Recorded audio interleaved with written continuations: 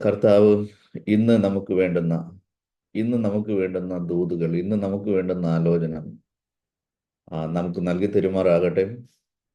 ആം, നമുക്ക് ഈ കാലഘട്ടത്തിൽ, ഈ സാഹചര്യത്തിൽ നമുക്ക് ജീവിക്കുവാൻ വേണ്ടുന്ന, നോക്കണം, 30 വർഷങ്ങൾക്ക് മുമ്പുള്ള സാഹചര്യമല്ല ഇന്ന് നമ്മുടെ മുമ്പിലുള്ളതും. ഇന്നത്തെ പഴയ കാലത്തെ വെല്ലുവിളികളല്ല ഇന്ന് നമുക്കുള്ളതും. ഇന്ന് നമുക്കുള്ള വെല്ലുവിളി അത് എല്ലാ കാലത്തേക്കാളും വലിയ വെല്ലുവിളിയാണ്. പണ്ട് പിശാചിന്റെ പ്രവൃത്തികൾ, പാപത്തിന്റെ പ്രവൃത്തികൾ, 30 വർഷങ്ങൾക്ക് മുമ്പ് പാപം ചെയ്യുക എന്ന് പറയുന്നത് വലിയ ഒരു കടമ്പയായിരുന്നു. പാപം ചെയ്യാൻ ഒത്തിരി കടമ്പകൾ കടക്കണമായിരുന്നു. എന്നാൽ ഇന്ന് പാപം എന്ന് പറയുന്നത് ലോകത്തിലുള്ള സകല മ്ലേച്ഛതകളും, എല്ലാ അശുദ്ധിയും, എല്ലാ തിന്മകളും നമ്മുടെ കയ്യിലിരിക്കുന്ന ഈ 300 ഗ്രാം 200 ഗ്രാം ഭാരമുള്ള ഈ സ്മാർട്ട് ഫോണിനകത്ത്, ഈ മൊബൈലിനകത്ത് എന്ന് പറഞ്ഞാൽ മാരകമായ ഒരു വിഷപ്പാമ്പിനെയാണ് നമ്മൾ കയ്യിൽ കൊണ്ട് നടക്കുന്നത് എന്നുള്ള ബോധം നമുക്കുണ്ടായിരിക്കണം.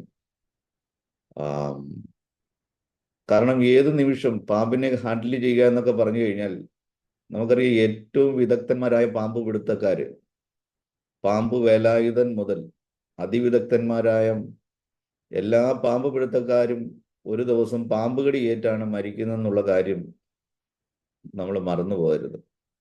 നമുക്കറിയാം, കേരളത്തിലെ ഏറ്റവും സൂപ്പർ സ്റ്റാറാണ് ഈ വാവാ സുരേഷ്. വാവാ സുരേഷിനെയും രക്ഷിക്കുവാൻ വേണ്ടി എല്ലാവർക്കും 2ഉം 3ഉം ഡോസ് കൊടുക്കുമ്പോൾ പല ഹോസ്പിറ്റലുകളിൽ നിന്നും മരുന്നുകൾ കൊണ്ടുവന്ന് അതിൻ്റെ ഏകദേശം 10-30 മടങ്ങ് ഡോസ് കൊടുത്ത് ആണ് ജീവനിലേക്ക് മടക്കി കൊണ്ടുവന്നിരിക്കുന്നത്. അപ്പോൾ ഇതിനെ ഹാൻഡിൽ ചെയ്യുക എന്ന് പറഞ്ഞു കഴിഞ്ഞാൽ വളരെ വളരെ സൂക്ഷിച്ചു വേണം. കാരണം ഒരൊറ്റ കടി മതി എല്ലാം അവസാനിപ്പിക്കുവാൻ. പ്രിയപ്പെട്ടവരെ, ഇത് വളരെ സൂക്ഷ്മതയോടുകൂടെ നാം ഉപയോഗിക്കേണ്ടതായിട്ടുണ്ട്. പല പ്രാവശ്യം നമ്മൾ കേട്ടിട്ടുണ്ട്, ദാവീദ് രാവിലെയും ഉച്ചയ്ക്കും വൈകിട്ടും എല്ലാം സങ്കടം ബോധിപ്പിച്ച് കരയുന്ന, ദൈവത്തിൻ്റെ ഏറ്റവും ഹൃദയപ്രകാരമുള്ള ഏറ്റവും അടുത്തയാളാണ് ദാവീദ്. പക്ഷെ ഒരു നോട്ടം, ഒരൊറ്റ നോട്ടം അവൻ്റെ ജീവിതത്തിൽ വരുത്തിയ വിപത്ത് എത്ര വലുതാണെന്ന് നമ്മൾ കഴിഞ്ഞ ദിവസങ്ങളിലൊക്കെ നന്നായിട്ട് ചിന്തിച്ചിട്ടുണ്ട്. ഈ സന്ദേശം എന്നെ കേൾക്കുന്നവരോട് മാത്രമല്ല, എന്നോടുമുള്ള സന്ദേശമാണ്. പൗലോസ് പറഞ്ഞതുപോലെ, ഞാൻ നിങ്ങളെ ഉപദേശിച്ചതിന് ശേഷം ഞാൻ തന്നെ കൊള്ളരുതാത്തവനായി തീരാതെ ഇരിക്കേണ്ടതിന് ഞാൻ എന്നെ തന്നെ ദണ്ഡിപ്പിക്കുകയാണ്. ഒരു ദൈവദാസൻ സഭയിൽ വലിയ ആത്മാവിൽ വലിയ ദൂത് വിളിച്ചു പറഞ്ഞു, സിനിമ കാണരുത്, സിനിമ പാപമാണ്, സിനിമ കാണുന്നവൻ നരകത്തിൽ പോകുമെന്ന് പറഞ്ഞിട്ട് ഒരാഴ്ച കഴിഞ്ഞപ്പോൾ ഈ ദൈവദാസൻ ഇരുന്ന് സിനിമ കാണുന്നതും ഏതോ വിശ്വാസികൾ കണ്ടുപിടിച്ചു. നോക്കണം, ഇങ്ങനെയൊക്കെയുള്ള അവസ്ഥകൾ നോക്കണം. നമ്മൾ ഏതാണോ പ്രസംഗിക്കുന്നത്, പിശാച് പോയിന്റ് ചെയ്യുന്നത്, അവൻ നോട്ടമിടുന്നത് അത് തന്നെ ആയിരിക്കുമെന്നുള്ള കാര്യം നമ്മൾ മറന്നു പോകരുത്. ഒരു ദൈവദാസൻ പറഞ്ഞു, അമേരിക്കയിൽ പോകുന്നവരെല്ലാം പിശാച് ബാധിച്ചവരാണ്.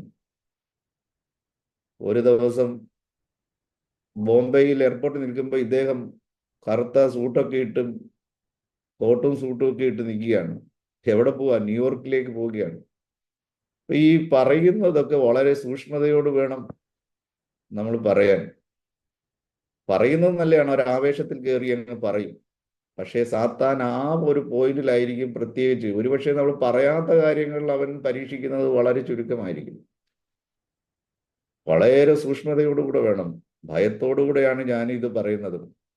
ഒരു ദേവദാസൻ, എനിക്കറിയാവുന്ന ഏറ്റവും വിശുദ്ധിയിൽ ജീവിക്കുന്ന, 10-50 വർഷങ്ങളായി വിശുദ്ധിയിൽ ജീവിക്കുന്ന ഒരു ദേവദാസൻ പറയുകയാണ്, പാസ്റ്ററെ, ഒത്തിരി മെസ്സേജുകൾ എൻ്റെ ഉള്ളിലുണ്ട്. എന്ന് വെച്ചാൽ ആളുകളെ പിടിച്ചു കുലുക്കുന്ന, ഇളക്കി മറിക്കുന്ന ഒത്തിരി മെസ്സേജുകൾ എൻ്റെ ഉള്ളിലുണ്ട്. പക്ഷെ എനിക്ക് പ്രസംഗിക്കുവാൻ പേടിയാണ്. കാരണം അത് എൻ്റെ ജീവിതത്തിൽ ഞാൻ അനുകരിക്കാത്തിടത്തോളം കാലം എനിക്കത് മറ്റുള്ള ഒരാളിനോട് പറയുവാൻ സാധിക്കത്തില്ല. നോക്കണം, അങ്ങനെയുമുള്ളവർ നമ്മുടെ സമൂഹത്തിൽ ഉണ്ടെന്നുള്ള കാര്യം. അങ്ങനെ ഒരു ആഗ്രഹം, മനോഭാവം നമ്മുടെ ജീവിതത്തിൽ ഉണ്ടാകുവാനിടയായി തീരട്ടെ. കാലഘട്ടം വല്ലാതെ മാറി, ഒരു വല്ലാത്ത മായാലോകത്തിലാണ്. ശലോമോനൊക്കെ അത് എന്ത് കണ്ടിട്ടാണോ ഈ മായ മായ മായ എന്നൊക്കെ പറഞ്ഞത്, അത് ഈ കാലഘട്ടത്തെ കണ്ടുകൊണ്ടായിരിക്കും. 12-ാം സങ്കീർത്തനത്തിൽ വായിക്കുന്ന, യഹോവയെ ഭക്തന്മാർ ഇല്ലാതെയായി പോകുന്നു, വിശ്വസ്തന്മാർ മനുഷ്യപുത്രന്മാരുടെ ഇടയിൽ കുറഞ്ഞിരിക്കുന്നു. വല്ലാത്ത ഒരു കാലഘട്ടത്തിലാണ് നമ്മൾ എത്തി നിൽക്കുന്നത്. നമുക്ക് നമ്മുടെ കുഞ്ഞുങ്ങളെ ഈ കാലഘട്ടത്തിൽ എങ്ങനെ രക്ഷിക്കുവാൻ വേണ്ടി കർത്താവ് പഴയ നിയമത്തിൽ ഒരു വചനം, യെശയ്യാ പ്രവാചകൻ, പ്രസവിക്കാത്ത മച്ചിയെ നീ ഘോഷിച്ച് ഉല്ലസിക്കുക എന്ന് പറഞ്ഞാൽ ഈ കാലഘട്ടത്തെ ഓർത്തിട്ടായിരിക്കാം. കാരണം പ്രസവിച്ചവരെല്ലാം വല്ലാതെ മുറിവേറ്റ് തലമുറകളെ ഓർത്ത് വിലപിക്കുന്ന ഒരു കാലഘട്ടമാണ്. കുഞ്ഞുങ്ങളെല്ലാം ഇന്റർനെറ്റിന്റെ അടിമത്തത്തിലേക്കും ഫോണിന്റെ അടിമത്തത്തിലേക്കും, ഈ മുട്ടയ്ക്കകത്തുനിന്ന് വിരിയാത്ത ഈ കുഞ്ഞുങ്ങൾ, LKG കുഞ്ഞുങ്ങളും പ്രൊജക്റ്റാണെന്ന് പോലും. സ്കൂളിലെ വർക്ക് ഷീറ്റുകൾ വരുന്നത്, ടീച്ചർ അയക്കുന്നതെല്ലാം ഈ മൊബൈലിനകത്താണ്. നമുക്കറിയാം, കൊറോണ വന്നപ്പം ഈ കുഞ്ഞുങ്ങൾ ജീവിതത്തിൽ സ്കൂൾ കണ്ടിട്ടില്ല. ഈ LKG കുഞ്ഞുങ്ങളും ഈ നഴ്സറി കുഞ്ഞുങ്ങളെല്ലാം ഈ മൊബൈലിന്റെ മുമ്പിലാണ്. അവർ വിചാരിച്ച് സ്കൂളെന്ന് പറയുന്നത് ഈ മൊബൈലായിരിക്കുമെന്ന്. അങ്ങനെ ഒരു കാലഘട്ടത്തിലാണ് ഈ കുഞ്ഞുങ്ങളായിരിക്കുന്നത്. പ്രിയപ്പെട്ടവരെയും, തലമുറകളെ ഓർത്ത് കരയണമെന്ന് കർത്താവ് പറഞ്ഞു. കരഞ്ഞാൽ നമുക്ക് ആ കണ്ണുനീരിന്റെ മറുപടിയെ കാണുവാൻ വേണ്ടി കഴിയും.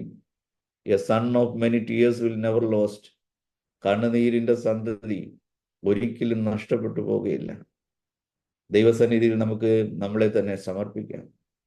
ഈ കാലഘട്ടത്തിൽ അഹങ്കാരികൾ, നിഗളികൾ, ഗർവികൾ, ഞാനെന്ന ഭാവം, തൻ്റെ താഴ്മയെന്ന് പറയുന്നത് ഈ കാലഘട്ടത്തിൽ നമുക്ക് കാണുവാൻ വേണ്ടി കഴിയുന്നില്ല. താഴ്മയെക്കുറിച്ച് പ്രസംഗിക്കുന്നവരുണ്ടോ എന്ന് തന്നെ സംശയമാണ്. വചനം പറയുന്നു, താഴ്മയ്ക്കും യഹോവ ഭക്തിക്കുമുള്ള പ്രതിഫലം ധനവും മാനവും ജീവനുമാകും.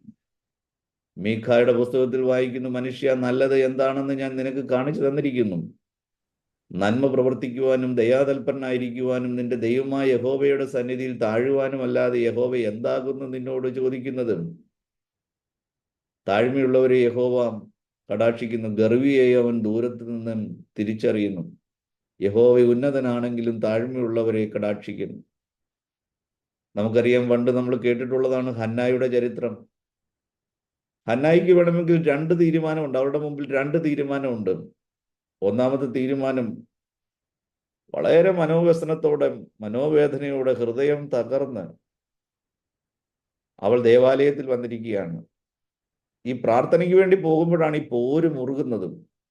നമ്മൾ 1 ശമൂവേൽ 1-ാം അധ്യായം വായിക്കുമ്പോൾ, ദേവാലയത്തിൽ പോകുവാൻ തീരുമാനം, ടിക്കറ്റ് എടുക്കുന്നിടം തൊട്ടാണ്, അല്ലെങ്കിൽ ഒരുക്കം തുടങ്ങുന്നിടം തൊട്ടാണ് ഈ പ്രതിയോഗിയുടെ കുത്ത്, മാരകമായ മുറിവേൽപ്പിക്കുന്ന വാക്കുകൾ.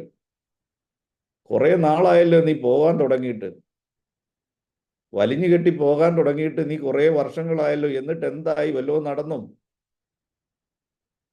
ഈ പ്രാവശ്യവും പോകാൻ വേണ്ടി തയ്യാറാകുകയാണല്ലോ. എടി, ഹൃദയം ശുദ്ധമാകണം, മനസ്സ് ശുദ്ധമാകണം. നമുക്കറിയാം, പഴയ നിയമം വായിക്കുമ്പോൾ പ്രസവിക്കുന്നില്ല എങ്കിൽ അതൊരു ശാപമാണ്. ദൈവം തന്നെ നിന്റെ ഗർഭം അടച്ചു വെച്ചിരിക്കുകയാണ്. നീ ശപിക്കപ്പെട്ടവളാണ്. നീ ചുമ്മാ ഇങ്ങനെ വലിഞ്ഞു കെട്ടി ദേവാലയത്തിൽ പോയത് കൊണ്ടൊന്നും ഒരു കാര്യമില്ല. എന്നെ നോക്ക്, യഹോവയുടെ അനുഗ്രഹം എൻ്റെ മേലുണ്ടെന്ന് 1, 2, 3, 4 ആണ്. 10 മക്കളാണ് എനിക്കുള്ളത്. എങ്ങനെയും ജീവിച്ച് മരിക്കാമെന്ന് വിചാരിക്കുമ്പോൾ അവിടെയും സമ്മതിക്കുന്നില്ല, ജീവിക്കാൻ പോലും അനുവദിക്കുന്നില്ല. ഇപ്പോൾ ദേവാലയത്തിൽ നിൽക്കുകയാണ്. അവൾക്ക് മടങ്ങി ആ വീട്ടിലേക്ക് പോകുന്ന കാര്യം ഓർക്കുമ്പോൾ ചിന്തിക്കാൻ പോലും പറ്റുന്നില്ല, എങ്ങനെ അവിടോട്ട് മടങ്ങി പോകും. അങ്ങനെ അവള് സഹിക്കാൻ കഴിയാതെ വണ്ണം ഹൃദയം പൊട്ടി വിങ്ങി കരയുമ്പോൾ, ദൈവസന്നിധിയിൽ അവളുടെ ഹൃദയം പകരുമ്പോൾ, നോക്കണം, ആർക്കും എവിടെ നിന്നും ആശ്വാസം കിട്ടാതെ ഇരിക്കുമ്പോൾ അല്പം ആശ്വാസം കിട്ടുന്നത് ദൈവസന്നിധിയിൽ അല്പം കരഞ്ഞു കഴിയുമ്പോഴാണ്. ദൈവസന്നിധിയിൽ ഒന്ന് നിലവിളിച്ച് കരയുമ്പോഴാണ്, വാവിട്ടൊന്ന് കരയുമ്പോഴാണ് എല്ലാവർക്കും ഒരു ആശ്വാസം ലഭിക്കുന്നതും. എന്നാൽ ഇപ്പൊ ഇവിടെ ഇരുട്ടടി ഈ വെള്ളിടി പോലെ വന്ന് അവളുടെ തലയിലേക്ക് വലിയ ചുറ്റിക കൊണ്ട് തലയ്ക്ക് ഒരു പുരോഹിതൻ അടിക്കുകയാണ്. തീക്കുണ്ടത്തിന്റെ നടുവിൽ വീണതുപോലെ ദേവാലയത്തിൽ എല്ലാവരും കേൾക്കെ പുരോഹിതൻ പറയുകയാണ്, കള്ള് കുടിച്ച് കിറുങ്ങിയാണോ നീ ദൈവത്തിന്റെ സന്നിധിയിൽ നിൽക്കുന്നത്? നിന്റെ വീഞ്ഞ് ഇറങ്ങട്ടെ. നോക്കണം, അവളുടെ അവസ്ഥയൊന്ന് ചിന്തിച്ചു നോക്ക്. വീട്ടിലെ സ്ഥിതി ഇങ്ങനെ, ദേവാലയത്തിൽ വന്നപ്പോൾ ഇവിടെ ഇരുട്ടടി. ഒരു നിമിഷം അവൾ ഞെട്ടിത്തരിച്ചു പോയി കാണും, എന്ത് ചെയ്യണമെന്നറിയാതെ. അവൾക്ക് വേണമെങ്കിൽ അവിടെ രണ്ട് തീരുമാനങ്ങളുണ്ട്. അവളുടെ മുമ്പിൽ രണ്ട് തീരുമാനങ്ങളുണ്ട്. ഒന്ന്, അവൾക്ക് പെട്ടെന്ന് പൊട്ടിത്തെറിക്കാമായിരുന്നു, പെട്ടെന്ന് പ്രകോപിതയായിട്ട് പൊട്ടിത്തെറിക്കാമായിരുന്നു. പുരോഹിതനാണ് പോലും. ദർശനം നഷ്ടപ്പെട്ട്, വെളിപ്പാട് നഷ്ടപ്പെട്ട്, കണ്ണ് കാണാതെ. ഞാൻ കള്ളു കുടിച്ചിട്ടുണ്ടെന്ന് താങ്കളോട് ആരാ പറഞ്ഞതും? നിങ്ങളാണോ ഒരു ദൈവദാസൻ? നിങ്ങൾക്ക് എങ്ങനെ പറയാൻ കഴിയുന്നു ഞാൻ കള്ളു കുടിച്ചിട്ടുണ്ടെന്നും ഞാൻ കിറുങ്ങിയാണ് ഇവിടെ നിൽക്കുന്നതെന്നും? ഒരു വ്യക്തിയെ പോലും വിവേചിക്കുവാൻ കഴിയാത്ത നിങ്ങൾക്ക് എങ്ങനെ പുരോഹിതനായിരിക്കുവാൻ കഴിയും? വാ മനുഷ്യ എന്ന് പറഞ്ഞ് എൽക്കാനയുടെ കയ്യും പിടിച്ചിട്ട് വെറുപ്പോടെ, കോപത്തോടെ അവൾക്ക് അവിടെ നിന്ന് പോകാമായിരുന്നു. ഇനി മേലാൽ ഞാൻ ഈ ദേവാലയത്തിൽ കാലുകുത്തുകയില്ല എന്നൊക്കെ പറഞ്ഞിട്ട്. പക്ഷേ ആ സമയത്ത്, അവൾ ഏറ്റവും നിന്ദിതയായി തീരുന്ന ആ സമയത്ത്, അവൾ പറയുന്ന മറുപടി ഇങ്ങനെയാണ്. അവളെ തന്നെ താഴ്ത്തുകയാണ്. യജമാനനെ, എന്നെ ഒരു നീച സ്ത്രീയായി കാണരുത്, എന്നെ ഒരു പാപിനിയായ സ്ത്രീയായി കാണരുത്, എന്നെ ഒരു മദ്യപാനിയായി കാണരുത്. ഞാൻ മദ്യം കഴിച്ചിട്ടില്ല, ഞാൻ കള്ളു കുടിച്ച് കിറുങ്ങിയല്ല ഇവിടെ നിൽക്കുന്നത്. ഞാൻ എൻ്റെ ഹൃദയം ദൈവത്തിന്റെ സന്നിധി, ഞാൻ മനോവസനമുള്ളൊരു സ്ത്രീയാണ്, ഞാൻ വളരെ ഭാരമുള്ളവളാണ്. മുറുങ്ങിയ ഹൃദയത്തോടെ ഞാൻ ദൈവസന്നിധിയിൽ എൻ്റെ ഹൃദയം ഞാൻ പകരുകയായിരുന്നു. കാരണം വേറെ എങ്ങും എനിക്ക് പറയുവാനായിട്ട് കഴിയത്തില്ല. നോക്കണം, പെട്ടെന്ന് അതേ പുരോഹിതന്റെ വായിൽ നിന്ന് വരുന്ന അനുഗ്രഹത്തിന്റെ വാക്കുകൾ. പ്രിയപ്പെട്ടവരെ, നമ്മളുടെ ആ താഴ്മയിൽ ഇരിക്കുകയാണ്, നമ്മുടെ ആ സമർപ്പണത്തിൽ ഇരിക്കുകയാണ് ശാപവും അനുഗ്രഹവും. പുരോഹിതനെ കുറ്റം പറഞ്ഞിട്ട്, ദൈവദാസനെ ചീത്ത പറഞ്ഞിട്ട് വേണമെങ്കിൽ അവൾക്ക് കോപത്തോടെ അവിടെ നിന്ന് പോകാമായിരുന്നു, പ്രകോപിതയായി തീർന്നിട്ട്. എന്നാൽ അവളുടെ ജീവിതത്തിൽ അവൾ താഴ്ത്തുവാൻ, സമർപ്പിക്കുവാൻ തയ്യാറായപ്പോൾ അതേ പുരോഹിതൻ പറയുകയാണ്, മകളെ, ഇസ്രായേലിന്റെ ദൈവത്തിന്റെ സന്നിധിയിൽ നീ കഴിച്ച പ്രാർത്ഥന അവൻ നിനക്ക് നൽകുമാറാകട്ടെ. അങ്ങനെ അവൾ സന്തോഷവതിയായി അനുഗ്രഹം പ്രാപിച്ച് അന്നു മുതൽ അവളുടെ മുഖം പിന്നെ ഒരിക്കലും വാടിയില്ല എന്നും നമ്മൾ വായിക്കുവാൻ ഇടയായിത്തീരുന്നു. പ്രിയപ്പെട്ടവരെ, നമ്മുടെ മനോഭാവം, ഏത് രീതിയിലാണ് നമ്മൾ തീരുമാനമെടുക്കുന്നത്, പ്രതികരിക്കുന്നത്? ഇന്ന് ഒന്ന് പറഞ്ഞ് രണ്ടാമത്തതിന് വടിയെടുത്ത്, കസേരയെടുത്ത് ദൈവദാസനെ അടിക്കാൻ ചെല്ലുന്നു, ദൈവദാസനെ ചീത്ത വിളിക്കാൻ വേണ്ടി പോകുന്നു.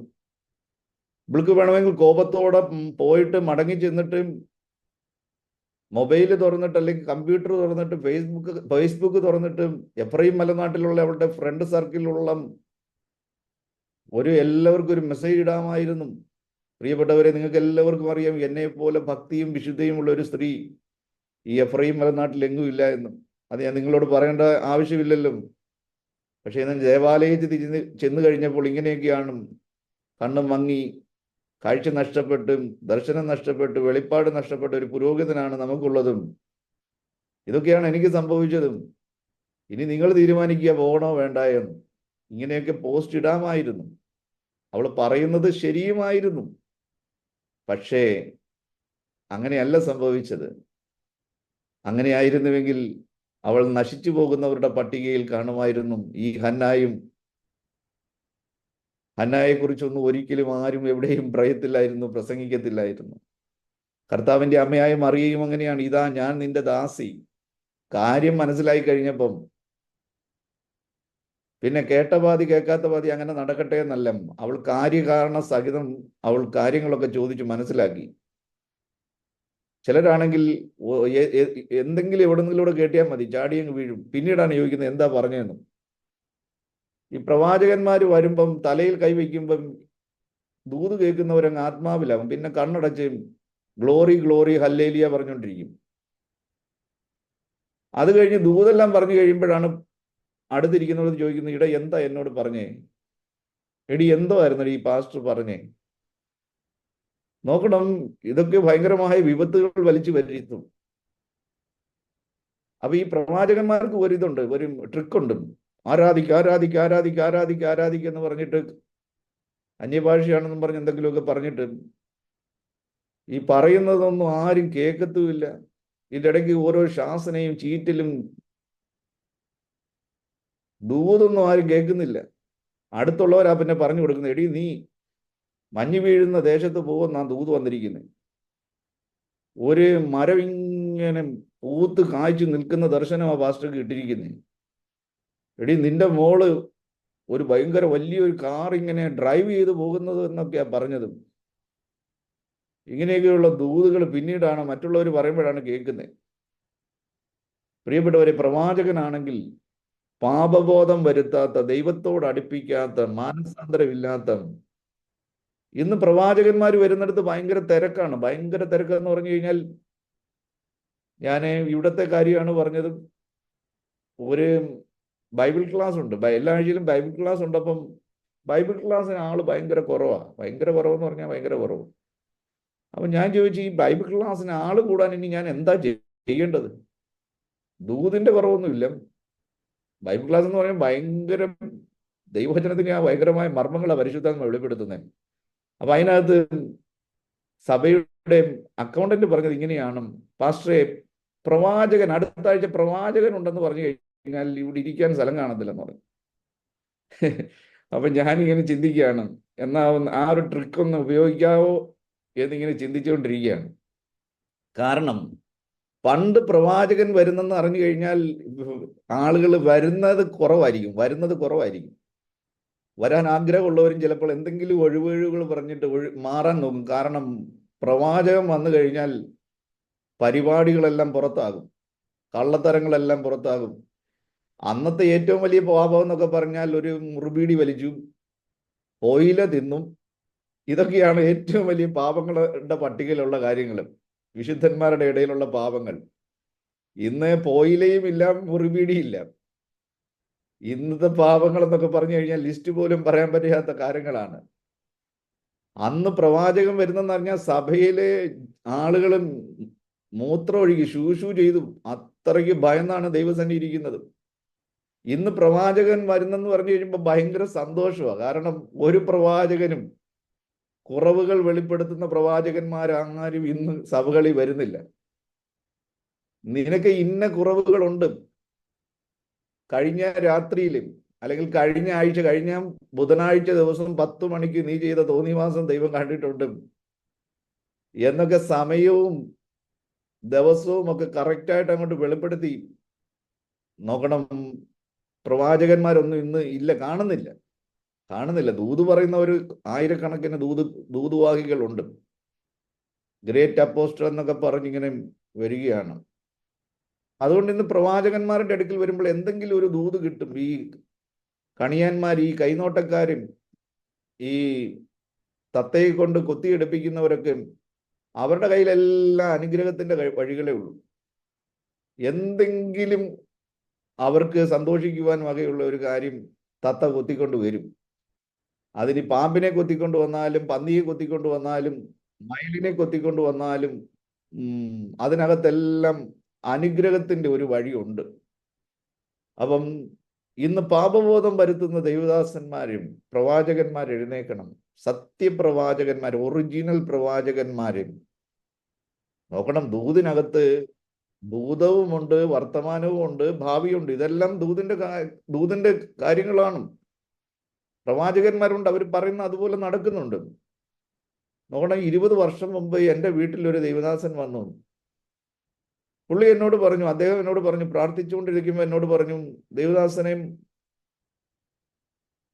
6 മാസത്തിനുള്ളിൽ ജോലിയിൽ ഒരു മാറ്റം ഉണ്ടാകുമെന്ന് പറഞ്ഞു. എനിക്കത് വിശ്വസിക്കാൻ പറ്റില്ല. കാരണം ഒരിക്കലും ഒരു മാറ്റം ഉണ്ടാകാനുള്ള സാഹചര്യമൊന്നുമില്ല. പക്ഷെ അദ്ദേഹം പറഞ്ഞതുപോലെ തന്നെ സംഭവിക്കുവാൻ ഇടയായിത്തീർന്നു. നോക്കണേ, ദൂതിനകത്ത് എല്ലാം ഉണ്ട്. പ്രവാചകന്മാരെല്ലാം വെളിപ്പെടുത്തുന്നു. പക്ഷെ ഏറ്റവും ഇമ്പോർട്ടൻ്റ് ആയിട്ടുള്ളതും പാപമുള്ള ഒരുവനോടാണ് പറയുന്നതെങ്കിൽ ഒന്നാമതായിട്ട് അവന്റെ പാപബോധം വരുത്തുക എന്നുള്ളതാണ്. അവൻ കവിണ്ട് വീണ്ടും അവന്റെ പാപങ്ങൾ ഏറ്റു പറയണം.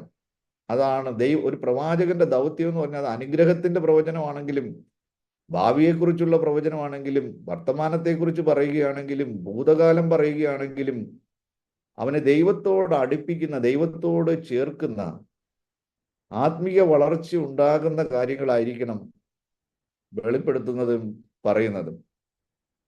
നമുക്ക് മടങ്ങി വരാം.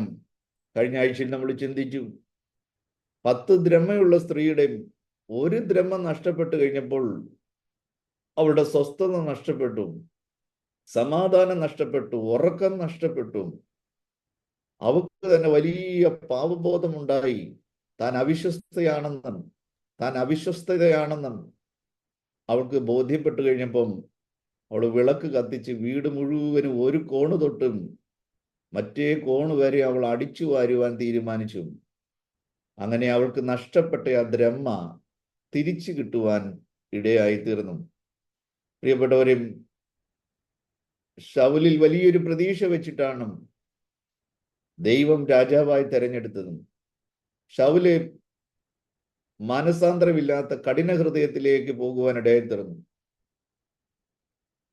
മാനസാന്തരപ്പെടുന്ന ഒരവസ്ഥ, ദാവീദിനെ പോലെ പാപം ചെയ്യുമ്പോൾ, ദാവീദ് ഒത്തിരിയും പാപം ചെയ്തിട്ടുണ്ട്, ശൗല് ചെയ്തിട്ടുള്ളതിനേക്കാൾ എത്രയോ മടങ്ങും. പക്ഷേ പാപം ചെയ്തു കഴിയുമ്പോൾ അനുതപിക്കുവാൻ, കരയുവാൻ, ദൈവസന്നിധിയിൽ വിലപിക്കുവാൻ ഒരു മനസ്സ്. നോക്കണം, ദൈവസന്നിധിയിൽ നമ്മൾ കരയുകയാണെങ്കിൽ നമുക്ക് നോക്കണം, ദുഷ്ടന്മാരിൽ ഞാൻ പലപ്പോഴും ചിന്തിച്ചിട്ടുണ്ട്, ആഹാബിന്റെ പാപം ആർക്ക് ക്ഷമിക്കുവാൻ കഴിയും? ആഹാബിനെ ആർക്കെങ്കിലും ക്ഷമിക്കാൻ പറ്റൂ? ഇത്രയും ദുഷ്ടത ചെയ്ത, ഇത്രയും ദുർമന്ത്രവാദികളെ കൊട്ടാരത്തിനകത്ത് തീറ്റി പോറ്റി വളർത്തുന്ന ഈ ആഹാബ് രാജാവ് വരെ അനുതപിച്ചപ്പോൾ, അവൻ ആഹാരം വെടിഞ്ഞ് ദൈവത്തിന്റെ സന്നിധിയിൽ ഒന്ന് കരഞ്ഞപ്പോൾ ദൈവം എന്ത് ചെയ്തു? അവനോട് പോലും എന്ത് ചെയ്തു? ക്ഷമിക്കുവാനിടയായി തീർന്നു. അനുതാപത്തിന്റെ ശക്തി എന്ന് പറയുന്നത് ഭയങ്കരമാണ്. എത്ര വലിയ കൊടും പാപമായിരുന്നാലും, എത്ര വലിയ തിന്മ ചെയ്ത വ്യക്തികളായിരുന്നാലും, എത്ര ദൈവകോപത്തിന് പാത്രരായി തീരേണ്ടുന്ന വ്യക്തിയാണെങ്കിലും ദൈവസന്നിധിയിൽ ഒന്ന് രട്ടെടുത്ത്, ഒന്ന് ഉപവസിച്ച് ദൈവസന്നിധിയിൽ ഒന്ന് ആത്മതപനം ചെയ്യുവാൻ വേണ്ടി സമർപ്പിക്കുകയാണെങ്കിൽ ദൈവം അവരോട് ക്ഷമിക്കുമെന്നുള്ളതിന്റെ ഒരു ഉദാഹരണമാണ് ആഹാബ് രാജാവിനോടും ദൈവം ക്ഷമിച്ചതിൻ്റെ ഒരു. പക്ഷെ അയാൾ അതിനകത്ത് ആ മാനസാന്തരത്തിൽ നിലനിൽക്കുവാൻ ഇടയായി തീർന്നില്ല. പിന്നീടും സംഭവിക്കുന്നതെല്ലാം നമുക്ക് അറിയുവാൻ വേണ്ടി കഴിയും. ഇവിടെ ദാവീദ് രാജാവും ഒരിക്കൽ പോലും ഒരു സമയത്ത് പോലും താൻ അനുതപിക്കുന്നതായിട്ട് കാണുന്നില്ല. താൻ സ്വയം നീതീകരണം നടത്തുകയാണ്. ഞാൻ ചെയ്തതാണ് ശരി, ഞാൻ ചെയ്തതാണ്. Self justification. അത് മാരകമായ ഒരു ഭയങ്കര one of the most dangerous ആറ്റിറ്റ്യൂഡാണ്. ഞാൻ ചെയ്തതാണ് ശരിയെന്നുള്ള മറ്റുള്ളവരുടെ മുമ്പാകെ തൻ്റെ തെറ്റുകളെ ഗ്രഹിക്കുന്നവനാര്? ദാവീദ് പറയുന്നു, മറഞ്ഞിരിക്കുന്ന പാപങ്ങളെ പോക്കി കർത്താവെ നീ എന്നെ ശുദ്ധീകരിക്കണമേ. തെറ്റുകൾ വരാത്തത് അസാധ്യം, എന്നാൽ തെറ്റുകൾ വരുത്തുന്നവൻ അയ്യോ കഷ്ടമെന്നാണ്. ഇടർച്ചകൾ വരാതിരിക്കുന്നത് അസാധ്യം, പക്ഷെ ഇടർച്ചകൾ വരുത്തുന്നവൻ അയ്യോ കഷ്ടം. നോക്കണം, അനുദപിക്കുകയാണെങ്കിൽ തീർച്ചയായിട്ടും ദൈവം ആ ആളിനെ കൈക്കൊള്ളും. പക്ഷെ അനുദപിക്കുക എന്നുള്ളതാണ്. പക്ഷെ ശൗൽ എവിടെയും അനുദപിച്ചതായിട്ട് നമ്മൾ കാണുന്നില്ല. താൻ ഇന്ന് ജീവിച്ചിരിക്കുന്നതിന്റെ കാരണം എന്നേയും രാക്ഷസമല്ലനായ ഗോലിയാത്തിന്റെ കയ്യിലും എന്നേയും ഞെരിഞ്ഞമരേണ്ടതാണ്, എന്നേ തന്റെ രാജ്യം നഷ്ടപ്പെടേണ്ടതാണ്, ഫെലിസ്തീയരുടെ അടിമകളായിട്ട് പോകേണ്ടുന്നതാണ്. തനിക്കിപ്പോൾ സിംഹാസനവും കാണുമായിരുന്നില്ല, രാജ്യവും കാണുമായിരുന്നില്ല. ഒരുപക്ഷെ ഇന്ന് ജീവനോടെ ഇരിക്കുന്നത് തന്നെ ആ രാക്ഷസമലനെ കൊന്നതുകൊണ്ടാണ്. അതോർത്ത് താൻ എന്ത് ചെയ്യണമായിരുന്നു? ആ ചെറിയ ചെറുക്കനെ ഓർത്തിട്ട് ദൈവത്തിന് നന്ദി പറയണമായിരുന്നു. പക്ഷെ അതിന് പകരമായിട്ട് അവൻ എന്താ ചെയ്തെന്നറിയാമോ? 7 പാപങ്ങളാണ് ശൗല് ചെയ്യുന്നത്. ഒന്ന്, അവൻ കണ്ണുകടി അവന്റെ ഉള്ളിലേക്ക് വരുവാൻ ഇടയായി തീർന്നു. പ്രിയപ്പെട്ടവരെ, നമ്മളെക്കാൾ കൂടുതലായിട്ടുള്ള ഒരു ശുശ്രൂഷ ആരെങ്കിലും ചെയ്യുകയാണെങ്കിൽ ഒരിക്കലും കണ്ണുകടി വരരുത്. ചിലപ്പോൾ നമ്മളെക്കാൾ പുറകിൽ വിശ്വാസത്തിൽ വന്നവരായിരിക്കും. നമ്മൾ സ്നാനപ്പെട്ടിട്ട് 10 വർഷം കഴിഞ്ഞ് വിശ്വാസത്തിൽ വന്നവരായിരിക്കും. ഒരുപക്ഷെ നമ്മുടെ അത്രയും ക്വാളിഫിക്കേഷൻ ഇല്ലാത്ത വ്യക്തികളായിരിക്കും. നമ്മൾ എന്ത് ചെയ്യണം? നമ്മളെക്കാൾ കൂടുതൽ ശുശ്രൂഷ വേറൊരാളിൽ വെളിപ്പെടുകയാണെങ്കിൽ അതിൽ സന്തോഷിക്കുവാനുള്ള ഒരു ആത്മാവിനെ നമുക്ക് ലഭിക്കുകയാണെങ്കിൽ നമ്മൾ ജയിച്ചു. മറിച്ച് കണ്ണുകടി 24 വർഷങ്ങൾക്ക് മുമ്പ് ചങ്ങനാശ്ശേരിയിൽ ഒരു 40 ദിവസത്തെ ഉപവാസത്തിന് ഞാനും സംബന്ധിച്ചു. അവിടെയും ശൈലി എന്ന് പറയുന്ന ഒരു പെണ്ണിൽ ഭൂതം കയറി. പെന്തിക്കോസ് ആണ് കേട്ടോ. നോക്കണം, ബാക്കി എല്ലാ ഭൂതങ്ങളും യേശുവിന്റെ നാമം പറയുന്നതിന് മുമ്പ് ജീവനും കൊണ്ട് പായും. ആ ഉപവാസ പ്രാർത്ഥനയിൽ ഒത്തിരി വിടുതലുകൾ നടന്നു, ഒത്തിരി സാക്ഷ്യങ്ങൾ ഉണ്ടായിരുന്നു. കാരണം ഇവിടെ എത്തുകയാണ്, ഇവിടെ അടുക്കാൻ പറ്റുന്നില്ല. അവിടെ പ്രാർത്ഥിക്കുവാൻ വേണ്ടി ബാധയുള്ളവരെല്ലാവരും പോയി, ബാധ വിട്ടുപോയി. പക്ഷെ ഈ പെന്തക്കോസില് ഈ എന്തുവാ പറയുന്ന ഈ കുറുന്തോട്ടിക്കും വാദം വന്നു കഴിഞ്ഞാൽ എന്തോ മരുന്നാണ് ഈ വാദത്തിനുള്ള മരുന്നാണ് ഈ കുറുന്തോട്ടി. നോക്കണം, ഭൂതം പേടിക്കുന്ന ഒരേ ഒരു വിഭാഗം ഉണ്ടെങ്കിൽ, ഒരു ഗ്രൂപ്പ് ഉണ്ടെങ്കിൽ അത് ഈ കലിവില പറയുന്ന പെന്തക്കോസാണ്. ഈ പെന്തക്കോസ്തിന്റെ കലിവിലയ്ക്ക് മുമ്പിലും സാത്താനോ അവന്റെ സാമ്രാജ്യത്തിന് ഒരിക്കലും പിടിക്കാൻ പറ്റത്തില്ല. ഈ ലോകത്തിൽ പിശാചി ഭയക്കുന്ന ഒരേ ഒരു നാമമുണ്ടെങ്കിൽ അത് യേശുക്രിസ്തുവിന്റെ നാമമാണ്. അതേപോലെ ഈ ലോകത്തിൽ പിശാചി ഭയപ്പെടുന്ന ഒരു ഗ്രൂപ്പ് ഉണ്ടെങ്കിൽ അത് രക്ഷിക്കപ്പെട്ട, രക്തം കൊണ്ട് മുദ്രയിടപ്പെട്ട ദൈവമക്കളാണ്. എന്നാൽ അവർക്ക് അവരുടെ മേൽ ഭൂതം വ്യാപിച്ചു കഴിഞ്ഞാൽ എന്തോന്ന് പിന്നെ സൗഖ്യം വരുത്താൻ പറ്റും? ഈ സഹോദരി കുറേ ദിവസങ്ങൾ അവിടെ ഉണ്ടായിരുന്നു, പക്ഷേ വിടുതൽ നടക്കുന്നില്ല. എല്ലാവരും എന്ത് ചെയ്യുന്നുണ്ട്? പ്രാർത്ഥിക്കുന്നുണ്ട്, തലയെ കൈവച്ച് പ്രാർത്ഥിക്കുന്നുണ്ട്. ഒരു ദിവസം എല്ലാ പാസ്റ്റർമാരുടെ വട്ടം ഇരുന്നിട്ട് ഈ സഹോദരിയെ നടുക്കിരുത്തിയിട്ട് എന്ത് ചെയ്ത് പ്രാർത്ഥിക്കുകയാണ്. അപ്പൊ ഞാൻ അന്ന് രാത്രി വിചാരിച്ചു, കർത്താവ്, എന്താണ് ഈ വിടുതൽ നടക്കാത്തത്? എന്താണ് ഈ ഭൂതം ഇത്രയും ഇങ്ങനെ ആത്മാവിങ്ങനെ കത്തി നിൽക്കുകയാണ്? എന്താണ് ഈ ഭൂതം പോകാത്തത്? അപ്പം ദൈവം എനിക്ക് വെളിപ്പെടുത്തി തന്നത് ഐക്യതയില്ല. എല്ലാവരും പ്രാർത്ഥിക്കുന്നത് ഇങ്ങനെയാണ്, ഞാൻ കൈവയ്ക്കുമ്പോൾ ആ ഭൂതം ഇളകി പോകണം എന്ന് വെച്ചാൽ എനിക്ക് ക്രെഡിറ്റ് കിട്ടണം. നോക്കണം, ഒരാള് ഇങ്ങനെ ലൈനായിട്ട് ഇങ്ങനെ പ്രാർത്ഥിച്ചുകൊണ്ടിരിക്കുകയാണ്. അപ്പോൾ ഒരാൾ പ്രാർത്ഥിക്കുമ്പോൾ അടുത്ത ആളിങ്ങനെ മനസ്സിൽ വരികയാണ്, ഞാൻ പ്രാർത്ഥിക്കുമ്പോൾ ആ ഭൂതം പോയായിരുന്നെങ്കിൽ എത്ര നന്നായിരുന്നു. കാരണം അതിലൂടെ ഒരു ക്രെഡിറ്റ് ലഭിക്കും. ഇത്ര പേര് പ്രാർത്ഥിച്ചിട്ട്. പണ്ട് ഏതോ ഒരാള് വന്നിട്ട് പറഞ്ഞത് ഇങ്ങനെയാണ്, ഭൂതങ്ങളെ പുറത്താക്കുന്ന രാജു മുക്കാലി പാസ്റ്റർ പ്രാർത്ഥിച്ചിട്ട് പോലും പോയില്ല, പക്ഷെ ഞാനൊന്ന് കൈ നീട്ടിയപ്പോൾ, ഇവന്റെയൊക്കെ അഹങ്കാരത്തിന്റെ വാക്കുകൾ നോക്കണം. ഞാനൊന്ന് നിന്റെ കൈ എന്തുവാ? നിന്റെ കൈ ഇന്ന് നീ സൂക്ഷിച്ചാൽ വളരെ നന്നായി, ഇല്ലെങ്കിൽ നിന്റെ കൈയുടെ കാര്യം കട്ടപ്പോകുകയാണ്. ഞാൻ ഈ ഞാൻ എന്ന് പറയുന്നതാണ് ഭയങ്കര അപകടകരമാണ് ഈ ഞാൻ എന്നുള്ളത്. ഇവിടെ യോഹന്നാൻ സ്നാപകൻ പറയുകയാണ്, തൻ്റെ കൂടെ ഉണ്ടായിരുന്നവര് 2 പേര് റിസൈൻ ചെയ്തിട്ട് പോയി. നോക്കണം, കുറഞ്ഞ പക്ഷം ഒരു 30 ദിവസത്തെ നോട്ടീസ് പീരീഡ് എങ്കിലും ഉണ്ട്. ഇത് നോട്ടീസ് പീരീഡ് ഒന്നുമില്ല. യോഹന്നാൻ സ്നാപകൻ അന്നത്തെ ദിവസം പ്രോഗ്രാമുകളെല്ലാം തയ്യാറാക്കിയതാണ്. ഇന്ന് ഇത്ര പേരെ സ്നാനപ്പെടുത്തണം, ഇന്ന ഗ്രാമങ്ങളിൽ പോകണം എന്നൊക്കെ പറഞ്ഞ് എല്ലാ കാര്യങ്ങളും കോർഡിനേറ്റ് ചെയ്തുകൊണ്ടിരിക്കുമ്പം ഇടയ്ക്ക് വെച്ച് 2 പേര് പറയാണ്, ഞങ്ങൾ റിസൈൻ ചെയ്തു, ഞങ്ങൾ പോവുകയാണെന്ന്. ഇത് കേട്ട് കഴിഞ്ഞപ്പം നമ്മളാണെങ്കിലും ഒന്ന് ചിന്തിച്ചേ, എത്ര വലിയ ദൈവവേലയ്ക്ക് പോവുകയാണെങ്കിലും നമ്മുടെ കൂടെ നിൽക്കുന്ന, കുറെ നാളുകളായിട്ട് നമ്മുടെ കൂടെ നമ്മുടെ ടീമിൽ വർക്ക് ചെയ്തുകൊണ്ടിരിക്കുന്ന 2 എണ്ണം പറയുകയാണ്, ഞങ്ങൾ ഇനി ഇവിടെ ഇല്ല, ഞങ്ങൾ പോവാ. ഇത് കേൾക്കുമ്പം നമ്മൾ ശപിച്ചില്ലെങ്കിൽ ഉള്ളിൽ പറയും, പോകുന്ന വഴിക്ക് എന്തെങ്കിലും ഒന്ന് സംഭവിച്ചായിരുന്നെങ്കിൽ. ഇവൻ മനസ്സിലാക്കണം, ഇവനൊക്കെ എന്തായി കാണിക്കുന്നു? ഞാൻ ചെയ്യുന്ന എന്തോ ദൈവവേലയല്ലേ? ഞാനെന്തോ അപ്പോസ്തലനല്ലേ? ഇവനൊക്കെ എവിടെ കിടന്നതാണ്? ചെങ്ങന്നൂരിലും തിരുവല്ലയിലും ഒക്കെ വായി നോക്കി റെയിൽവേ സ്റ്റേഷനിൽ അങ്ങോട്ടും ഇങ്ങോട്ടും നടന്നവനെല്ലാം ഞാൻ കൊണ്ടുവന്ന് വണ്ടിക്കൂലിയും കൊടുത്ത് ട്രങ്കും മേടിച്ച് കേരള എക്സ്പ്രസിനകത്ത് കയറ്റി ഡൽഹിയിൽ കൊണ്ടുവന്ന് ഈ ഇവന്മാർ കാണിക്കുന്ന പരിപാടി കണ്ടില്ലേ? എങ്ങാണ്ട് നിന്നും ഇച്ചിരി ഡോളർ കണ്ടു കഴിഞ്ഞപ്പം $2 ആരാണ്ട് കൂട്ടിക്കൊടുക്കുക എന്ന് പറഞ്ഞപ്പോൾ ഇവന്മാർ പോകുന്ന പോക്ക് കണ്ടില്ലേ? അതൊക്കെ തെറ്റാണ്, മാരകമായ തെറ്റാണ്. ഈ ഡോളർ കണ്ടു പോകുന്നവന്മാരെല്ലാം അവസാനം ഡോളറിൽ അവസാനിക്കും.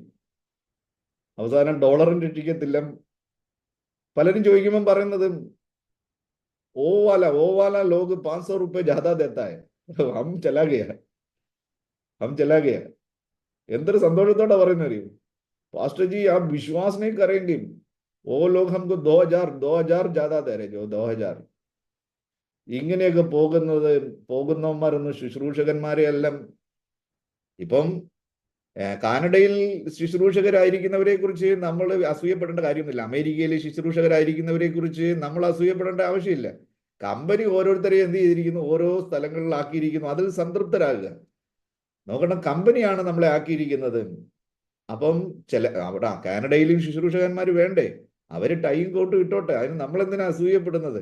നമ്മൾ ഈ വിയർത്ത് കുളിച്ച് ഈ ഒട്ടി ഇങ്ങനെ സൈക്കിളും ചവിട്ടി ബൈക്ക് ഓടിച്ച് മഴയും നനഞ്ഞ് ചളിയും വീണ് നോക്കണം എല്ലാത്തിനും അവരവർ ചെയ്യുന്ന പ്രവൃത്തിക്ക് തക്കവണ്ണം എന്ത് ചെയ്യും? കർത്താവ് പ്രതിഫലം തരുന്ന ദൈവമാണ്. ഓരോരുത്തരെയും ആക്കിയിരിക്കുന്നിടത്ത് എന്ത് ചെയ്യുക? വിശ്വസ്തരായിരിക്കുക എന്നുള്ളതാണ് ദൈവത്തിന്റെ ഏറ്റവും ഇമ്പോർട്ടൻ്റ് ആയിട്ടുള്ള കാര്യം. ഉള്ളതിൽ നമ്മൾ തൃപ്തരാകുക എന്നുള്ളതാണ്. B content with what we have. ഉള്ളത് കൊണ്ട് നമ്മൾ തൃപ്തരാകുക. കർത്താവെ ആക്കിയിരിക്കുന്നിടത്ത് നമ്മൾ വിശ്വസ്തരായിരിക്കുക. നമ്മളെ ചിലപ്പോൾ ആരും ഒരു സഹായവും ഇല്ലാത്ത ഈ കാട്ടുവർഗക്കാർ അല്ലെങ്കിൽ ജാട്ടുകൾ അല്ലെങ്കിൽ ഒരു മനസാക്ഷിയും ഇല്ലാത്തവരുടെ ഇടയിലേക്കൊക്കെ പ്രവർത്തിക്കുവാൻ വേണ്ടി പോകുമ്പോഴും നമ്മൾ പിറുപിറുക്കേണ്ടെന്ന് ആവശ്യമില്ല. ദൈവം നമ്മളെ അവിടെ ആക്കിയിരിക്കുന്നു. ചിലപ്പോൾ നമ്മളോടുള്ള വൈരാഗ്യത്തിനായിരിക്കും സഭക്കാര്, സഭയുടെ നേതാക്കന്മാര്, ഒരു വിശ്വാസികളോ ഒരു വരുമാനമൊന്നും ഇല്ലാത്ത ഒരു പട്ടിക്കാട്ടിലേക്ക് നമ്മൾ എന്ത് ചെയ്യുന്നതും നമ്മളെ ട്രാൻസ്ഫർ ചെയ്യുന്നതും. പക്ഷെ ഓർത്തുകൊള്ള, ദൈവത്തിന് അതിന്റെ പിന്നിൽ എന്തുണ്ട്? ഒരു വലിയ ഉദ്ദേശമുണ്ട്.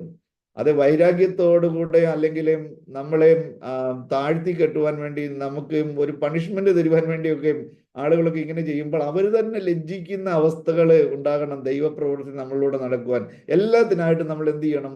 നമ്മൾ നന്ദി പറയണം, എല്ലാത്തിനായിട്ട് സ്തോത്രം ചെയ്യണം. സ്കൂളുകളില്ലാത്ത സ്ഥലത്തേക്ക്, ഒരു കട പോലും ഇല്ലാത്ത സ്ഥലത്തേക്കൊക്കെ നോക്കണം. എല്ലാത്തിനും നമ്മൾ എന്ത് ചെയ്യണം? ദൈവത്തിന് നന്ദി പറയുന്നവരായിട്ടൊന്ന് നോക്കിയേ. ദൈവം അവിടെ എല്ലാ സാഹചര്യങ്ങളെയും നമുക്ക് സ്വർഗതുല്യമാക്കി തീർക്കുവാനായിട്ട് ഇടയായിത്തീരും. ഇവിടെ ശൗല് കണ്ണു കടിച്ചു എന്ന് വായിക്കുന്നു. കാരണം ഒരു പാട്ട് കാരണമാണ് ഇത് വരുന്നത്. കാരണം ശൗല് 1000 കൊന്നു, ദാവീദോ 10,000 കൊന്നു എന്നുള്ള ഒരു പാട്ടാണ് തൻ്റെ ജീവിതത്തിൽ ഇത്രയും വലിയൊരു വിനാശത്തിലേക്ക് നയിക്കുവാൻ ഇടയായി തീർന്നത്. എന്നാൽ ഈ നമ്മുടെ യോഹന്നാൻ സ്നാപകൻ പറയുകയാണ്, അവനോ വളരണം, ഞാനോ കുറയണം. അവനാണ് കമ്പനിയുടെ ഡയറക്ടർ, അവനാണ് യജമാനൻ, ഞാനും അവന്റെ ദാസനാണ്. കർത്താവിന്റെ നാമം മാത്രം മഹത്വപ്പെടണമെന്നും താൻ ദൈവസന്നിധിയിൽ പറയുന്ന വാക്കുകൾ എത്രയോ ശ്രേഷ്ഠമാണ്. രണ്ടാമതായിട്ട്, അഭിഷിക്തനെ കൊല്ലുവാൻ വേണ്ടി അവൻ പരിശ്രമിക്കുന്നു. ഒന്നാമത് കണ്ണുകടി, രണ്ടാമത് അഭിഷിക്തനെ കൊല്ലുവാൻ വേണ്ടി ശ്രമിക്കുന്നു. പിന്നീട് പുരോഹിതൻ ചെയ്യേണ്ടുന്ന ശുശ്രൂഷയായ ഹോമയാഗവും സമാധാനയാഗവും കഴിച്ച് തന്നെ ഏൽപ്പിക്കാത്ത ശുശ്രൂഷ ശൗല് ചെയ്യുന്നു. നോക്കണം, ദൈവം നമുക്ക് ഓരോരുത്തർക്കും, അതിന് എത്ര അധികാരമുള്ള രാജാവാണെന്ന് പറഞ്ഞാലും ദൈവം ഏൽപ്പിച്ചിരിക്കുന്ന ചില ശുശ്രൂഷകളുണ്ട്. പുതിയ നിയമത്തിൽ നമ്മൾ വായിക്കുന്നു, ദാസനായിട്ട് തന്നെ വിളിച്ചിരിക്കുന്നു. നീ ദാസനായിട്ട്, മര്യാദയ്ക്ക് നീ ദാസനായിട്ടിരിക്കും. സ്വതന്ത്രനായിട്ട് നിന്നെ വിളിച്ചിരിക്കുന്നുവോ, നീ സ്വതന്ത്രനായിരിക്കും. ഏത് ശുശ്രൂഷ നമ്മളെ ഭരമേൽപ്പിച്ചിരിക്കുന്നുവോ അതിൽ നീ വിശ്വസ്തനായിരിക്കും. ഒരു സഹോദരൻ പറയുന്നത് കേട്ടു, ഇവിടെ ഇത്രയും ഇംഗ്ലീഷ് അറിയാവുന്നത് ഞാൻ മാത്രമാണ്, എന്നെ ഈ പണിക്ക് ഏൽപ്പിക്കേണ്ട ആവശ്യമുണ്ടോ? എനിക്ക് ഇങ്ങനെയുള്ള പണിയല്ല, എനിക്ക് മെച്ചപ്പെട്ട ഒരു പണിയാണ് ഞാൻ പ്രതീക്ഷിക്കുന്നത്. എന്ത് നമ്മളെ ഏൽപ്പിക്കുന്നുവോ അത് നമ്മളിൽ വിശ്വസ്തരായിരിക്കുക എന്നുള്ളതാണ് ദൈവം ആഗ്രഹിക്കുന്നതും. അങ്ങനെ ചെയ്യുകയാണെങ്കിൽ നമ്മൾ അറിയാതെ തന്നെ ശുശ്രൂഷകൾ നമ്മളോട് വെളിപ്പെടുവാനിടയായിത്തീരും. നമുക്കറിയാം, 7 പേരെ മേശയിൽ ശുശ്രൂഷിക്കുവാൻ വേണ്ടി, അടുക്കളപ്പണി ചെയ്യുവാൻ വേണ്ടി, ആഹാരകാര്യങ്ങളുടെ കാര്യം മേൽനോട്ടം വഹിക്കാൻ വേണ്ടി 7 പേരെ തിരഞ്ഞെടുക്കുവാനിടയായി തീർന്നു. സ്റ്റേഫാനോസ്, ഫിലിപ്പോസ്, പ്രൊക്കരോസ്, ഇങ്ങനെ 7 പേരെ തിരഞ്ഞെടുക്കുവാൻ വേണ്ടി ഇടയായി തീർന്നു. 7 പേരും വിശ്വസ്തയോടുകൂടെ പ്രശ്നം അവിടെ പരിഹരിക്കപ്പെടുവാനിടയായി തീർന്നു. സഭ പിളർപ്പിലേക്ക് പോവുകയാണ്, വലിയ പ്രശ്നം നടക്കുകയാണ്. നിങ്ങൾ ഗ്രീക്കുകാരായ ഞങ്ങൾക്ക് വേർതിരിവ് കാണിക്കുന്നു. നിങ്ങൾ ജെറുസലേമിലുള്ള യഹൂദന്മാരും ഗ്രീക്കുകാരും തമ്മിൽ ഭയങ്കരമായ അടി നടക്കുകയാണ്. പക്ഷാപാതം കാണിക്കുന്നു. കുമ്പനാട്ടുള്ള അച്ചായന്മാർക്ക് കോഴിയുടെ കാല് കൊടുക്കുന്നു. മലപ്പുറത്ത് നിന്ന് വന്നവർക്ക് അതിന്റെ തോലും തലയൊക്കെ കൊടുക്കുന്നു. ഇതെവിടുത്തെ ന്യായമാ? ഇതൊന്നും അംഗീകരിക്കാൻ പറ്റത്തില്ല. ഭയങ്കര പ്രശ്നം, ഭയങ്കര അടി. ഇതൊന്നും വെച്ച് പൊറിപ്പിക്കാൻ പറ്റത്തില്ല. അപ്പോസ്തലന്മാർ പറഞ്ഞു, ഇതിന്റെ ഒന്നും പുറകെ ഞങ്ങൾക്ക് പോകാൻ വേണ്ടി പറ്റത്തില്ല. ഞങ്ങൾ പ്രാർത്ഥനയിലും വചനധ്യാനത്തിലും എന്തിരിക്കും? ഉറ്റിരിക്കും.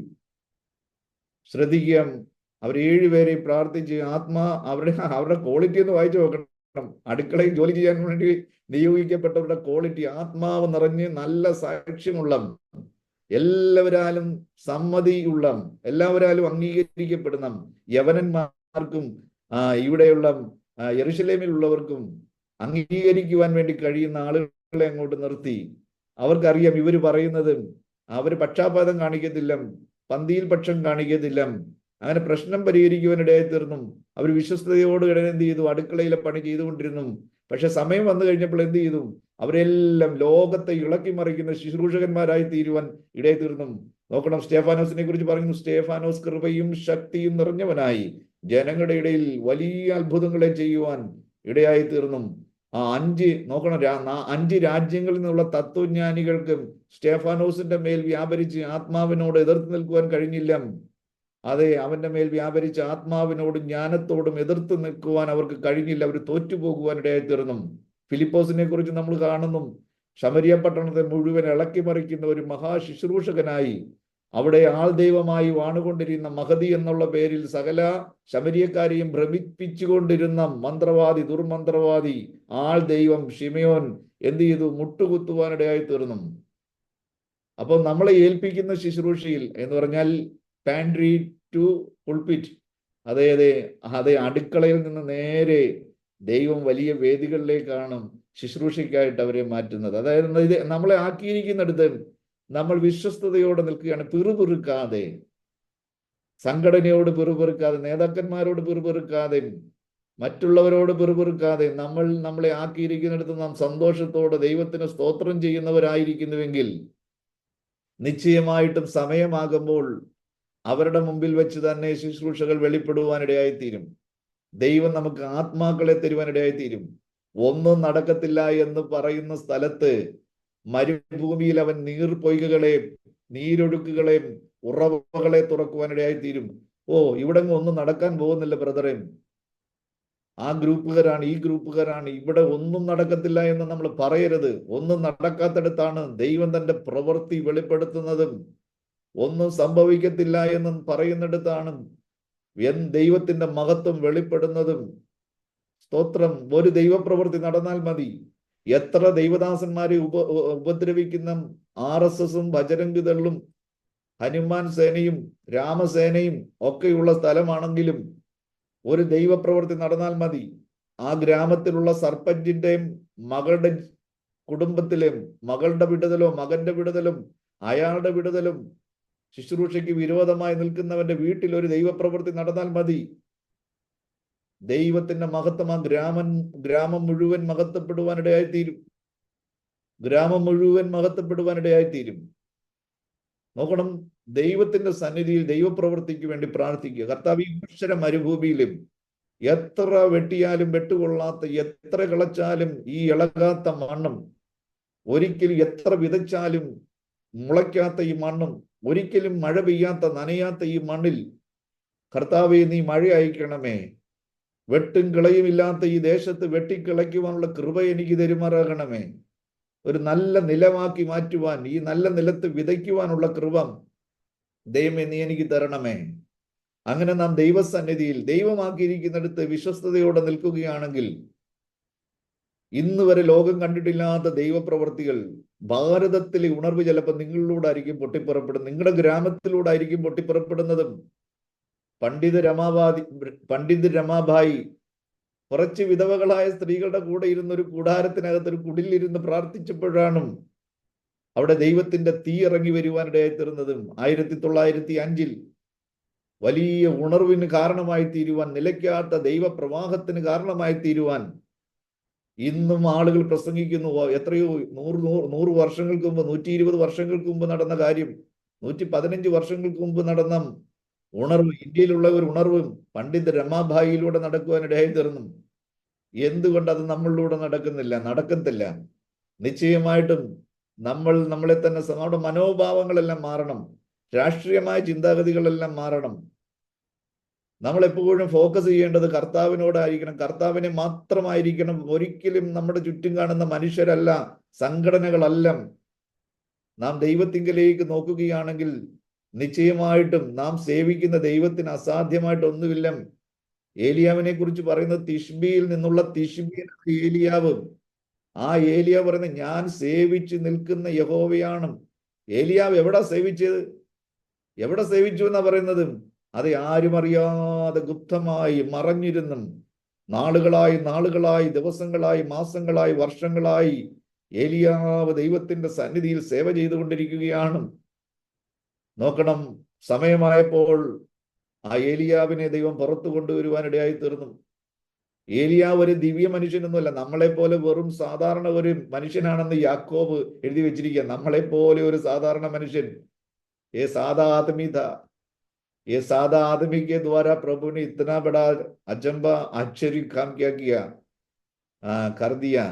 हमारे द्वारा, हमारे जीवन के द्वारा भी क्या करेंगे, बड़े बड़े काम प्रभु करेंगे.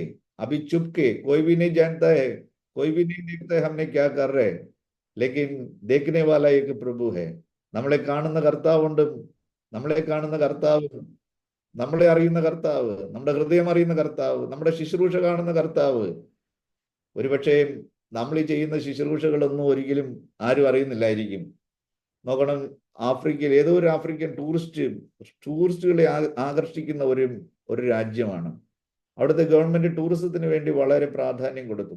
അവര് പുതുതായിട്ട് ഒരു സ്ഥലം, വനപ്രദേശത്തുള്ള ഒരു സ്ഥലം ടൂറിസത്തിന് വേണ്ടി തെരഞ്ഞെടുത്തു.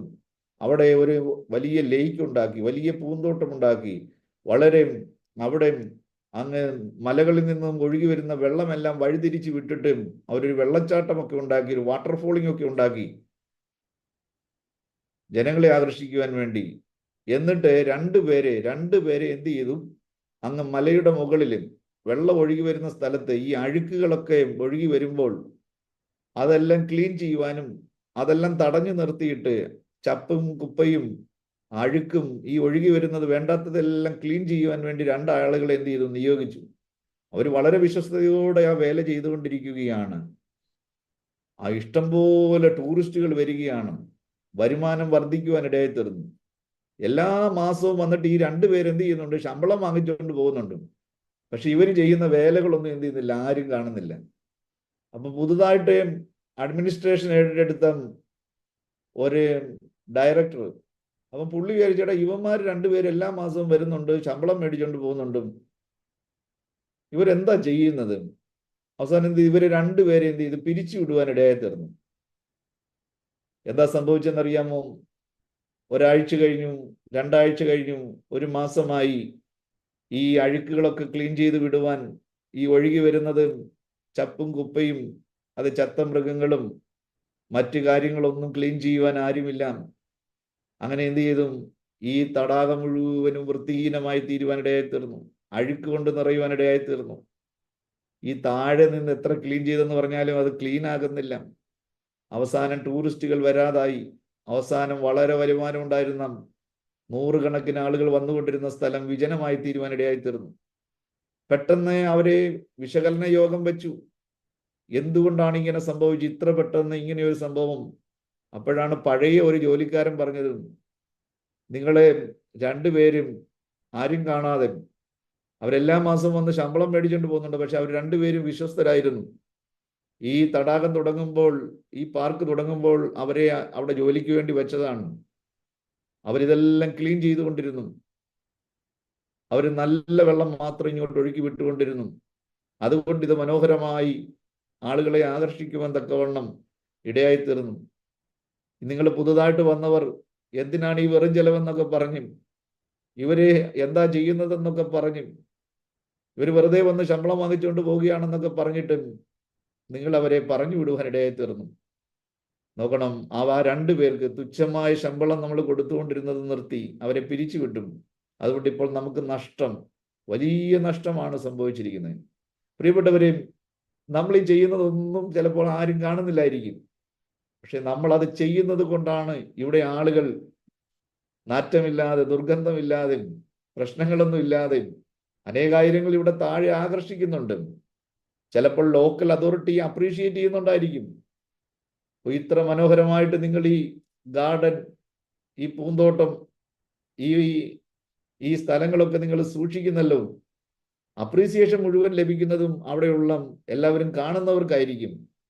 പക്ഷെ ഇത് ഇത്രയും മനോഹരമായിരിക്കുവാൻ കാരണം ഈ രണ്ടുപേര് രാവിലെ മുതൽ രാത്രി വരെ കഠിനാധ്വാനം ചെയ്ത് മനോഹരമായി അവരെ ഈ വെള്ളം ഇങ്ങോട്ട് ഒഴുക്കി വിടുന്നത് കൊണ്ടായിരുന്നു.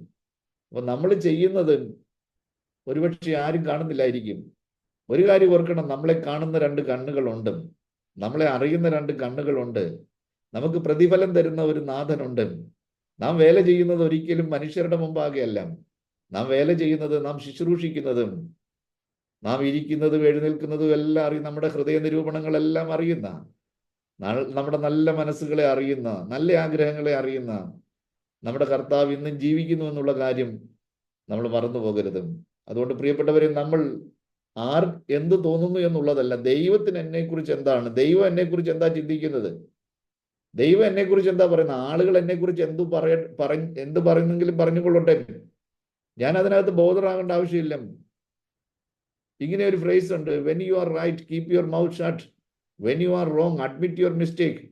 നിങ്ങൾ തെറ്റ് ചെയ്തിട്ടുണ്ടെങ്കിൽ എന്ത് ചെയ്യുക, നിങ്ങളുടെ തെറ്റുകൾ നിങ്ങൾ അംഗീകരിക്കുക, അഡ്മിറ്റ് ചെയ്യുക.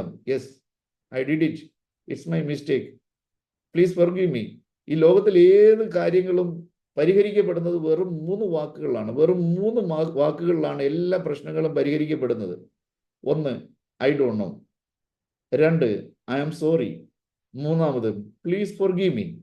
ഈ 3 വാക്കുകൾ ഉണ്ടെങ്കിൽ ലോകത്തിൽ ഏത് പ്രശ്നങ്ങളും പരിഹരിക്കപ്പെടും. പക്ഷെ ഈ 3 ആരും ഉപയോഗിക്കുന്നില്ല. ആർക്കും ഇത് പറയാനായിട്ട് കഴിയുന്നില്ല, അതിനോട് മനസ്സനുവദിക്കുന്നില്ല. ഐ ഡോണ്ട് നോ എന്ന് പറയാൻ പലർക്കും പറ്റുന്നില്ല. എനിക്ക് ഐ നോ എന്നും പറഞ്ഞ് നടക്കുകയാണ്. I know, I know, I know, I know, you don't know but I no.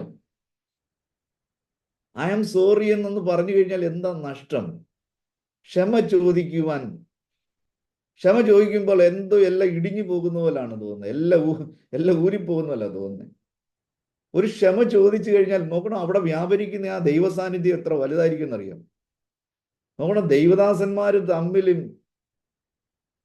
സംസാരിക്കാതെ, കൈ കൊടുക്കാതെ, ആമേൻ പറയാതെ എങ്ങനെ ദൈവസഭകൾ ഗുണം പിടിക്കും? എങ്ങനെ വിശ്വാസികൾ നന്നാവും? ഒന്ന് ക്ഷമ ചോദിച്ചു കഴിഞ്ഞാൽ തീരുന്ന പ്രശ്നങ്ങളേ ഉള്ളെന്ന് നമ്മൾ പറയുന്നത്. അവൻ ചോദിക്കട്ടെ, അവൻ ആദ്യം വന്നിട്ട് എന്നോട് ക്ഷമ ചോദിക്കട്ടെ, അപ്പൊ ഞാൻ ക്ഷമിക്കാം. മറ്റവൻ വിചാരിക്കുന്നത് എന്തുവാണ്, അവൻ വന്നിട്ട്, അവനല്ലേ തുടങ്ങിയത്, അവനല്ലേ ഇതിന്റെ തുടക്കക്കാരൻ, ഞാനെന്തോ ചെയ്തു? എടാ, ആരെന്തോ ചെയ്തെന്ന് പറഞ്ഞാലും സാത്താൻ ഇടം കൊടുക്കരുത്, പിശാചിന് ഇടം കൊടുക്കരുതും. നമ്മൾ താഴുന്നവരായിരിക്കുക, നമ്മൾ സമാധാനം ഉണ്ടാക്കുന്നവർ ഭാഗ്യവാന്മാരെന്നാണ് പറഞ്ഞിരിക്കുന്നത്. അവർക്കിനി ഒരുപക്ഷെ നമ്മൾ ചെന്ന് ക്ഷമ ചോദിക്കുമ്പോൾ ചിലപ്പോൾ അയാൾ പറഞ്ഞിരിക്കും, നോക്ക് അവൻ വന്ന കണ്ടോ, അവൻ എത്ര 6 വർഷം അവനിങ്ങനെ നടന്നു, അവൻ അവസാനം വന്നില്ലേ, എൻ്റെ അടുക്ക് വന്നില്ലേ, നീക്ക് ഇപ്പൊ മനസ്സിലായില്ലേ ഞാനല്ല കുഴപ്പക്കാരൻ, അവൻ പറയട്ടെ. നമുക്കൊന്നേ ഉള്ളൂ, ദൈവസഭയ്ക്ക് കേടുവരരുത്, ദൈവരാജ്യത്തിന് കേടുവരരുത്. നമ്മൾ മേളോട്ട് പോകാതെ വണ്ണം ഇതൊന്നും തടസ്സമായി തീരരുത്. അവരെന്ത് വേണേലും പറയട്ടെന്ന്. ഒന്ന് ക്ഷമ ചോദിച്ചു കഴിഞ്ഞാൽ തീരാവുന്ന പ്രശ്നങ്ങളേ ഉള്ളൂ. പ്ലീസ് ഫോർഗീവ് മീ, എന്നോട് ക്ഷമിക്കൂ എന്നൊന്ന് പറഞ്ഞു കഴിയുമ്പോൾ ആർക്കാ ക്ഷമിക്കാൻ പറ്റാത്ത? എത്ര കൊലക്കൊമ്പനാണെങ്കിലും, എത്ര വലിയ സെൻട്രൽ പാസ്റ്റർ ആണെങ്കിലും,